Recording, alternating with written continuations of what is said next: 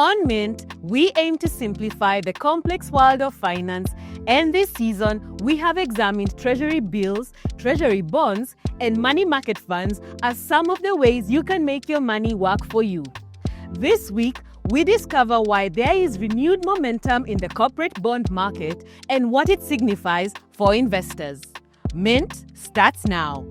Also on Mint, budget gifting, giving without going broke. Tiny Chefs, inside the Kids Can Cook kitchen. Faidi HR, from endless paperwork to the cloud. Earn it, spend it, save, invest. Earn it, spend it, save, invest. Mola, kila siku niko chesa. Mola, make more bila stress. Mola, kila siku wesa. Mola, make more bila stress. Corporate bonds are currently the hottest financial topic in town. This is after EABL brewed success, raising 16 billion Kenya shillings, 5 billion shillings more than the 11 billion shillings it sought to raise. Meanwhile, investors have overwhelmingly heeded Safaricom's call to put their money in its green future. To ensure that you are making the right money moves, this week we explore exactly what corporate bonds are, what a green bond is, and how you can play in this market. Earn it, spend it, save, invest. After a lull in the corporate bond market in Kenya over the last several years, the top companies in the country are back in the scene and investors are eager to play. In November 2025, East African Breweries Limited issued a 5-year corporate bond offering an interest of 11.8% payable twice a year with a minimum subscription of 10,000 Kenya shillings. EABL received valid applications worth 16.76 billion Kenya shillings, surpassing the 11 billion Kenya shillings target. Meanwhile, Safaricom's first part of its green bond offering received bids totaling 41.6 billion shillings against a target of 15 billion shillings. The 5-year green bond offered tax-free interest rate of 10.4% with minimum application set at 50,000 shillings. Surprisingly, the bids for the first tranche were even more than the total 40 billion shillings Safaricom targets to raise in the market. An indicator of the strong investor confidence in Safaricom's performance, prospects, and strategic direction. A green bond means Safaricom is raising capital specifically to finance eligible environmental specific projects. So, let us break it down. A corporate bond is simply a loan from the public to a company.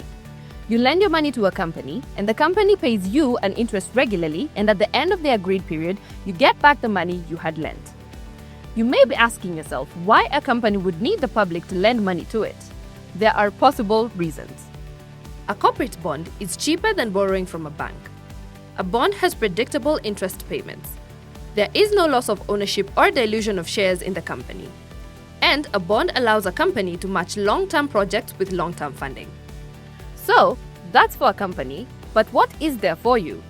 There are numerous benefits to buying a corporate bond for an individual. A corporate bond is a source of steady income. Corporate bonds are easily transferable, making them quick to sell in the market in times of need. They are a prudent way of saving money for the future, and they are also accepted as a guarantee to loans by SACCOs and banks. But on the flip side, investors considering investing in corporate bonds should be aware that numerous variables can affect their transactions. There is exposure to rising interest rates. Bond prices fall when interest rates rise. Corporate bonds are not insured, so you can lose the principal on your bonds. Bonds have a low chance of capital appreciation as compared to, say, stocks. Yields on bonds are determined by size of investments, with mega investors rewarded best. If you decide to invest in a corporate bond, this is what you need. Be willing to invest the minimum amount, which can range from 10,000 to 100,000. You also need to have a bank account with a commercial bank in Kenya. And you must open a CDS account with a central bank. So, there you have it. What you need to know about corporate bonds. Happy investing! Earn it, spend it, save, invest.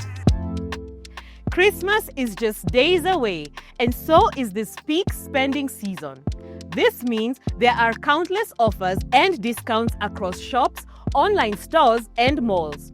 For many households, December is the most expensive month of the year, driven by travel, food, and gifts. Behind the wrapping paper and festive cheer, some people unfortunately start the new year in debt. So tonight, we're asking, is Christmas gifting about thought or about costs? A good gift means different things to different people. For some, it's about value. For others, it's about meaning. But for most, it's how well the gift reflects the relationship behind it. I think my idea of a good gift is something that someone can use, because there is no point in getting a person a gift that they don't like or won't use. So if I get you a car and you can't drive, then it loses its meaning. A good gift is something that is, maybe to repeat the same word, meaningful, but enough for something that this person cares about. So maybe they haven't even told you directly, but umesikia maybe from different conversations that you guys have had, ukafeel enyewe, maybe they would really want to have this or to get this. It's also not about them affording it, ama kitu yenye like ni simply affordable. It just has to be ni kitu functional na kitu unaweza get home na ata appreciate na maybe atakuwa kitumia from time to time. A good gift is something that's long lasting, something that I'll always look back and remember. Probably where it came from. Not something that I'll just use for a short while or for just a minute or a second and it's over. Most of us remember gifts that made us feel truly seen, that felt personal, and that came at the right time in the right way. So this past weekend, I actually had a birthday party and one of my friends got me a Liverpool jersey. To me that's meaningful because in the intersection here like two things. So kuna football, which is something I really love, and Liverpool, which is the team that I support. I was born in January, so I rarely get gifts for my birthday. But one time my friend gifted me with a photo shoot for my birthday, and I was really big on pictures at that time for Instagram, so I enjoyed that one. Being generous shouldn't mean going broke, and thinking about your finances when giving a gift doesn't mean you lack care. If anything costs more than I can spare, I don't think I need to get it for anyone. So if it's not money that I can do without, then it's probably way off my budget. So I think you need to strike a balance between when you're being generous, gifting your friends or your loved ones, how does it affect your pocket and is it going to make you struggle in the long run? Whatever I spend, whatever I save, whatever I invest, and whatever I give out is all divided equally, in a sense where I don't have to spare much and give out little, or spare little and give out much. Here are a few gifting on a budget tips. Set a budget before emotions take over. Choose meaningful gifts over trendy ones. Never gift from guilt. Aim for thoughtfulness. Do not spend what you cannot recover. Remember, handwritten notes last longer than a receipt. As Christmas approaches, the spending decisions made now will influence January's finances. While the season promotes generosity, financial stability remains essential. But thoughtful giving doesn't need to cause financial strain, and festive celebrations shouldn't lead to monetary regret. This season, the most considerate gift you can give might be the one that you genuinely can afford. Let's take a short break. We'll be right back. Coming up, Faidi HR, from endless paperwork to the cloud. Earn it, spend it, save, invest. Moolah, kila siku waste that moolah, make more bila stress. Welcome back to Mint, where we explore the world of personal finance, making it simple and relatable for you. Whether you're looking to earn, spend, save, or invest, we've got you covered. Earn it, spend it, save, invest. In today's segment of Inside Hustle, we step into a kitchen where children take the lead. Behind this mission is Kennedy Moravin Jagi, or Chef Ken, who teaches young aspiring chefs everything about cookery, from the right mix of seasoning to preparing delightful meals. Hi guys, my name is Chef Jewel and welcome to Kids Can Cook Kitchen. The kitchen is not an adult-only space. Well, not at Kids Can Cook Kitchen, where tiny hands are busy whisking, slicing, and dicing, whipping up delicious treats. From 6-year-olds frying eggs to older children baking, Chef Ken believes that building a healthy nation starts right in the kitchen. Many years ago, I was a preschool or Montessori teacher. So I used to teach little kids. Then as I was progressing on, also I had a passion for cooking. So I went to college, to Utalii, and I did food production. After graduating from Utalii College, Chef Ken spent 4 years working in Kenyan restaurants and a year in the United Kingdom, where he was inspired to teach children how to cook. When I came back, I thought that it was good that kids from a younger age have food knowledge, because there at the UK, they are very precise, they know what they eat, they know the portions. So if we teach our kids how to make food and what food they should eat at a younger age, so as they grow, we'll have, a healthy nation, also responsible kids who know to make a lot of foodstuffs. To teach children in Kenya, Chef Ken kept himself up to date on the Kenyan education system. When it shifted from 844 to the competency-based education, he sees the opportunity as the new system incorporated extracurricular activities such as cooking. When we approached 1 school, 2 schools, 3 schools, and the idea was good and they bought the idea. This has been like 4 years now down the line. We encourage a 1-year curriculum. So if you join in first term, you will take cookery classes for the whole year. Then we'll award you with certificate of participation. Chef Ken teaches them how to prepare a wide range of foods. Jewel, what do you know how to cook? Waffles, sunny side up. When you are making a curriculum for school, we try and categorize it in like a 3-course menu. So you'll get we'll do 2 starters, 2 main course, 2 desserts, and 2 breakfast items. As young aspiring chefs, the children are taught about food knowledge and nutrition, recipe interpretation, menu planning, dining etiquette, and kitchen safety and hygiene. We have aprons and we have hats. And also the first rule before you get in our class is to wash your hands. Yeah. In a class, we have chefs who move around. So at first what we do, we give expectations that first a knife is a dangerous object. As you can see, we have 2 types of knife, a sharp one and this one is blunt, just to tell them that, to show them how to handle a knife. That is number 1 in a class, and a knife is a dangerous object as well as a useful object in the class. So that one we ensure. And after, you see Jewel, she cannot lift the knife unless the instructions are given that take your knife, chop, put it down. Yes. Then on the fire, as you can see, we use induction plates in all our classes or all our lessons because it is less dangerous. We use electricity. You cannot get burnt, because now when you use open flame, it is more dangerous.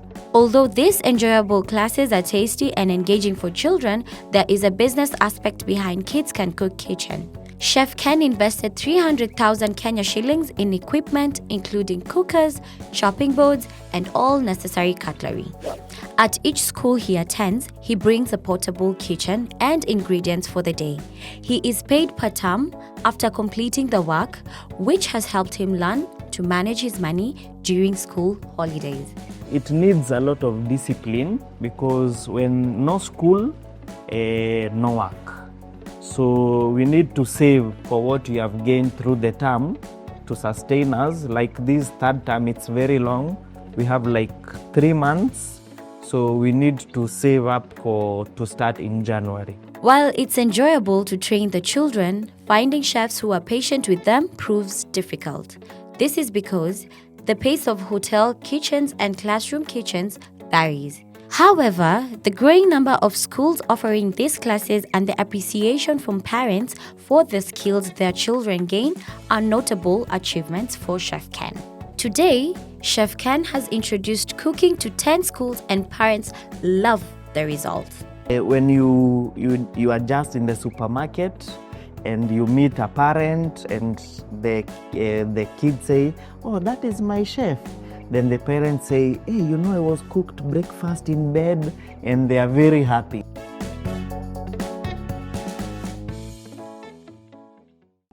Earn it, spend it, save, invest. More often than not, startups struggle to achieve profitability, with statistics showing high failure rates in their first year. But that's not Faidi HR's story. Tonight on Boss Moves, Peter Mushemi, the CEO and co-founder of Faidi HR, talks about how the idea for his company was born and how he built it into a trusted cloud solution for growing enterprises. Let's listen in. We've had more than 300 companies using our platform, including but not limited to some of the major airlines, you know, Air France, KLM, Feeder Kenya, Peaceweeds, you know, Trianum Group, Safari Beach Hotel, Diani, so many of them. Many of Kenya's payroll and HR systems remain outdated, wasting both time and money. However, Peter Mushemi, through his company Faidi HR, has discovered a way to help Kenyan companies manage their staff. This means most organizations' employees no longer have to wait for their checks to clear on payday, as salary payments and services like Payee, SHA, NSSF are processed promptly. We provide an all-in-one cloud-based payroll and HR platform that allows employers in Kenya and Africa at large to manage their employees efficiently. Fresh out of university in 2015 with a bachelor's degree in computer science, Peter secured a dream job with a leading fintech company developing software for NGOs, SMEs, and corporates. It was while serving those customers that he recognized other problems they faced that no one was addressing. Back in the year 2018-2019, I made the difficult decision to resign from my role as a software engineer and focus more on building a business. I remember at that time we were posted to Tanzania with my co-founder, who is called Mike Kimani. When you are consultant outside the country, you normally get per diems. I think that per diem is what gave me the energy, and ilinipea joto nirudi Kenya, and then I resigned. I wouldn't say I had a lot of savings, because the amount of money that is required to start a company and maintain one is a lot. But I would say I had some few shillings that could take me like 3 months. In total, Peter and Mike had around 500,000 Kenya shillings saved up as capital to start the business. $500,000 is quite a small amount of money because there are so many costs associated with running a business. Remember, I don't have any other income, and it takes time for a business to pick. And I remember it took us almost 7 months before we had the first customer. Fortunate enough for us, we really didn't need capital to employ software developers, because that mainly our business. In the early days, as they had no money to pay staff, Peter had to wear many hats, including those of an engineer, a salesman, and an accountant. But he also faced another hurdle: gaining customers' trust. When I was starting, I think I was 24, 25 years. And I'm approaching a big NGO telling them I have a product here, I have my company. They're like, okay. Find someone 40 years old and they're like, what do you mean you have your company? They don't trust you because you're young. They don't trust that you can deliver. They don't trust that they can trust you with their data. Feeder Kenya, their first client, trusted them enough to bring them on board. It was this experience and others that taught them that most companies use multiple software solutions to address a single problem. Initially, Peter and his co-founder started as a software development agency called Crew HR. However, this model wasn't scalable, so they pivoted to a cloud-based solution, now Faidi HR, with a subscription model where they are paid monthly or annually.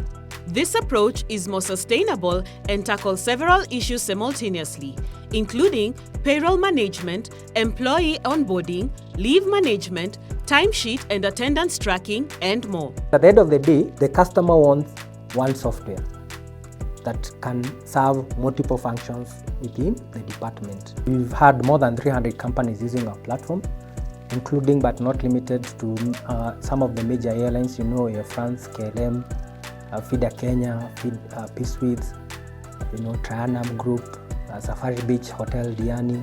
You have customers from Tanzania, Somalia, and that is one of the biggest achievements.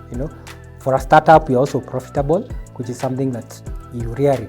It's very uncommon for a startup to have this conversation. Growth also brings its own set of challenges. Now you have to think of customer retention. The expectations are increasing, and also when it comes to other issues in technology like security, you have to think of how do I protect my customer from hackers. How do I get compliant? And to anyone starting a new business, here's some free advice. Have the vision and focus on their customers, because you might get an investor, get $1 million, get $2 million, but that money will only just buy you time. So the best money is what the customer will pay you, and not just pay you once. If the customer pays you once, twice, and 12 times in a year, then you have a solid business. The thing you need to do is now take care of that customer, make sure they are happy, listen to them, get their feedback, and implement. And please put your ego aside. Peter's journey shows us that genuine business opportunities start with real problems. One way to spot these opportunities is to listen to customers' struggles and develop solutions based on them. That's it for this episode of Mint. We hope you're living with fresh ideas about investing, spending, and what it takes to keep going as an entrepreneur, and maybe a new respect for flair too. For more information, visit mint@mula.co.ke or tv47.digital. Stay safe and keep minting. Until next week, I'm Lydia Nyawera.